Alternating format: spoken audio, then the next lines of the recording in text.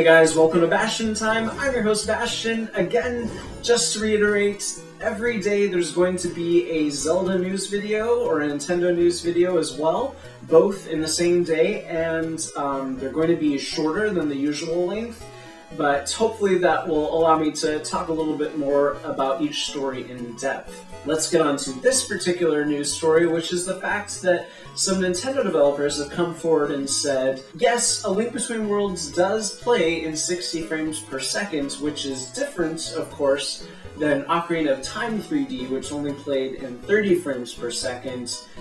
But this is not to say that all future Zelda games will be playing in the 60 frames per second. It may be that the next Zelda game does not. Now, why would they go back to 30 frames per second?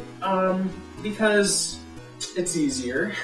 And also, I think that this comment is coming out specifically when there's been all kinds of speculation about Majora's Mask 3D, and if they are using the same engine and the same everything from Ocarina of Time 3D, and that was in 30 frames per second, it may simply be that they cannot tweak that engine to go in 60 frames per second, so they're just softening the blow before the announcement, which would make a lot of sense, because if they didn't say anything like this, then they announced Majora's Mask 3D and then said, oh, hey, by the way, it's only going to be in 30 frames per second. That might be a bit of an issue, but if they come forward now and say, hey, just so you know, not all handheld Zelda games in the future are going to be 60 frames per second, that sort of gets us prepared to not be let down. That's what I think.